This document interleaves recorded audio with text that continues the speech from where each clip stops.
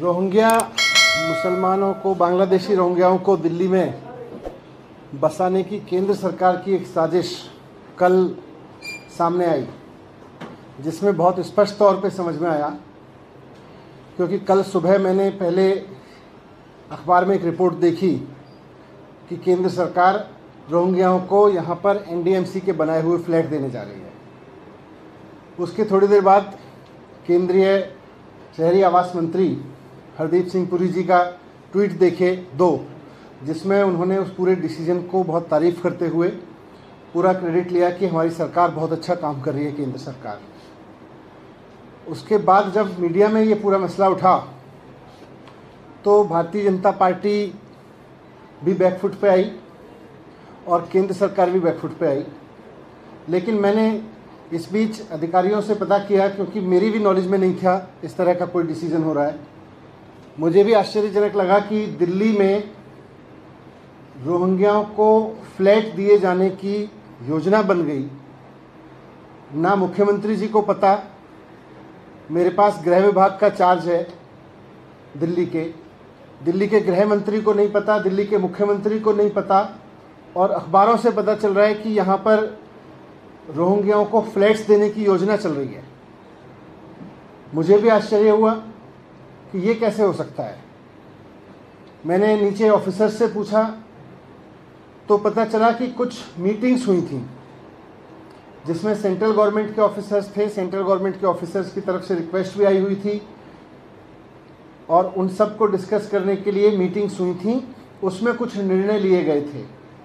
मैंने जब डिटेल्स मांगे कि क्या निर्णय थे, कैसे थे, फाइल देखी तो समझ में आया कि बाकायदा केंद्र सरकार की मंजूरी के लिए बिना, और उस फाइल में लिखा हुआ था कि सीधे सीएस के थ्रू इन डिसीजंस को लेके इम्प्लीमेंट कराने के लिए केंद्र सरकार की मंजूरी के लिए एलजी साहब के पास में भेजा जा रहा है। मुझे लगा कि पूरी तरह से दिल्ली की चुनी हुई सरकार से छिपा के, दिल्ली के मुख्यमंत्री से छिपा के, दिल्ली के गृह मंत्री से छिपा के ये साजिश क्यों की जा रही है।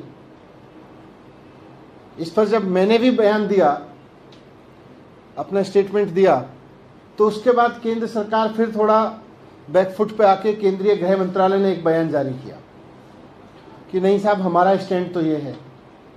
अब सवाल उठता है कि अगर केंद्र सरकार का स्टैंड ये है और दिल्ली सरकार बार बार अपना रुख साफ कर चुकी है कि किसी भी तरह के अवैध प्रवास को, रोहिंग्याओं के किसी भी तरह के प्रवास को दिल्ली सरकार दिल्ली की सुरक्षा के लिए, देश की सुरक्षा के लिए खतरा मानती है, वैसे में उनको फ्लैट देने की किसी योजना का तो सवाल ही नहीं उठता। केंद्र सरकार का गृह मंत्रालय कह रहा है कि हम नहीं कर रहे, फिर ये कर कौन रहा था?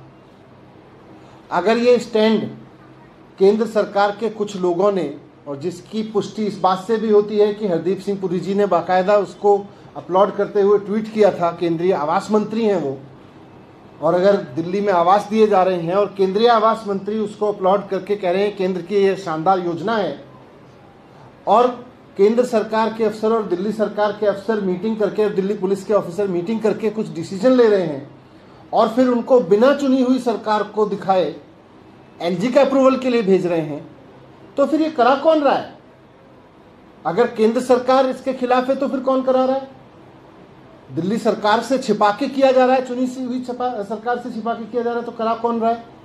केंद्रीय मंत्री जी इसकी तारीफ कर रहे हैं तो फिर करा कौन रहा है? केंद्र सरकार के ऑफिसर्स भी मीटिंग्स में डिसीजन ले रहे हैं तो करा कौन रहा है? तो इसीलिए मैंने गृह मंत्री जी को, केंद्रीय गृह मंत्री जी को चिट्ठी लिखी है अभी, और उसमें मैंने उनसे ये रिक्वेस्ट किया है कि पहली बात तो ये कि आप केंद्र सरकार का स्पष्ट रुख देश के सामने रखें, दिल्ली के सामने रखें, और दूसरा, ये जो साजिश हो रही है या हो रही थी कि दिल्ली की चुनी हुई सरकार से छिपाकर, और अगर केंद्र सरकार भी ऐसा मानती है कि रोहिंग्याओं को नहीं बसाना है, फ्लैट नहीं देने, तो फिर केंद्र सरकार के भी रुख के खिलाफ जाके ये डिसीजंस किसके कहने पे लिए जा रहे थे, कौन ले रहा था, कहाँ से इसके आदेश आ रहे थे, ये सबकी बहुत निष्पक्ष तुरंत जांच होनी चाहिए। और जो भी लोग अगर केंद्र सरकार के रुख के खिलाफ जा रहे थे तो केंद्र सरकार के रुख के खिलाफ, और दिल्ली की सरकार से चुनी हुई सरकार से छिपा के डिसीजन लेना चाह रहे थे, तो उनके खिलाफ सख्त कार्रवाई होनी चाहिए। ये मैंने केंद्रीय गृह मंत्री जी को अभी चिट्ठी लिखी है। मनीष जी, डिविजनल कमिश्नर ने ये तैयार किया था, प्रस्ताव किया था कि उनको यहाँ से शिफ्ट करके और पकड़वाला में रखा जाए, और चीफ सेक्रेटरी ने उसको पास किया। उससे पहले ये एसडीएम के लेवल पे भी ये तैयार हुआ था कि उनका क्या विकल्प है, कहाँ पे रखा जाए। इस पूरी प्रक्रिया में कहीं से भी दिल्ली सरकार को लूप में नहीं। मैं इसलिए बोल रहा हूँ कि फिर दिल्ली सरकार दिल्ली के मंत्रियों से नहीं पूछ रहे, मुख्यमंत्री से डिस्कस नहीं कर रहे, अचानक कोई एफआरआरओ की चिट्ठी आती है, उसके बेस पे एनडीएमसी को लिख देते हैं। फिर एक केंद्र के मंत्री जी कहते हैं, आवास मंत्री हैं जो कि हाँ बहुत बढ़िया है, फ्लैट दिए, आवास दिए जा रहे हैं, हम अपने तारीफ करते हैं सरकार की। फिर जब हम कहते हैं भाई चुनी हुई सरकार को तो पता ही नहीं है, पूछ ही नहीं रहे, फिर गृह मंत्रालय कहता है हमें भी नहीं पता या हम ऐसा नहीं चाह रहे। तो फिर ये साजिश क्या हुई है, किसने की है और किसके कहने पे की है, कौन लोग ये डिसीजन ले रहे थे, क्यों ले रहे थे? दिल्ली गवर्नमेंट के जो होम डिपार्टमेंट के सेक्रेटरी हैं उनके वो भी लूप में थे, वो भी आप। मैं वही पूछ रहा हूँ ना कि जब केंद्र सरकार भी कह रही है, अगर केंद्र सरकार का ये रुख है, पहले तो केंद्र सरकार अपना रुख स्पष्ट करे, और फिर मैं तो स्पष्ट रूप से लिख के दे रहा हूँ। सर, आप ये जो फ्लैट वाली योजना है इसके विरोध में है या फिर ये रोहिंग्या ही दिल्ली में नहीं होने चाहिए, आप इसके विरोध में है? नीति और विचारधारा क्या है? नीति और विचारधारा इस रूप में स्पष्ट है कि रोहिंग्याओं को किसी भी तरह के स्थायी निवास के लिए, क्योंकि अगर कोई भी इलीगल माइग्रेंट है या इलीगल ऑक्यूपेंट है और वो देश की नीतियों के खिलाफ देश में रह रहा है, तो उसके खिलाफ तो केंद्र सरकार को एक्शन लेना चाहिए।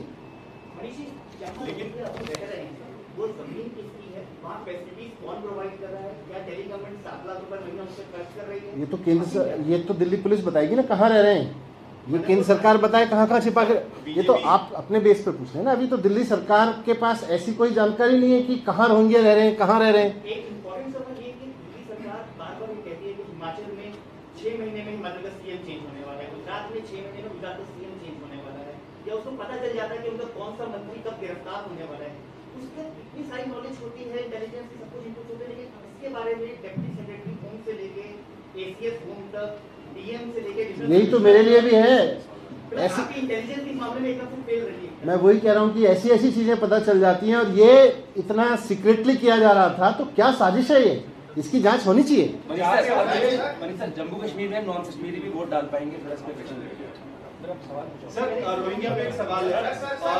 सरकार एमएचए ने कल चिट्ठी में कहा कि दिल्ली सरकार जो प्रेजेंट लोकेशन है रोहिंग्या कैंप की, उसको डिटेंशन सेंटर घोषित करे और ये इमीडिएटली किया जाना चाहिए। इस पे क्या आपका रिस्पॉन्स है? Are you going to declare? पहले केंद्र सरकार अपना रुख तो साफ करे, कल से कंफ्यूजन फैला रखा है। एक मंत्री जी कह रहे हैं कुछ, एक मंत्री जी कह रहे हैं कुछ, नीचे अफसरों से कुछ करवा रहे हैं। पहले केंद्र सरकार इसकी पूरी जांच कराए, उसके बाद में ये कैंप, कौन सा कैंप चलेगा कौन सा नहीं चलेगा, ये तो सब पुलिस के निर्णय है। दोबारा रुख है क्यों? यही तो हम पूछ रहे हैं। सर, बीजेपी लगातार कॉन्फ्रेंस कर रही है, आज भी करा है। उन्होंने कहा कि उनको बिजली, पानी, तमाम सुविधाएं जो है वो दिल्ली सरकार मुहैया करा रही है और दिल्ली सरकार ही सब कुछ करवा रही है। उस पर आपका क्या है? तो बताए ना कहाँ रोंगे हैं, क्यों रख रखे हैं, केंद्र सरकार ने क्यों रखे हुए हैं, बीजेपी ने क्यों छिपा रखे हैं, किसने छिपा रखे हैं, और फिर पीछे से मीटिंग करा रहे हैं, क्यों करा रहे हैं?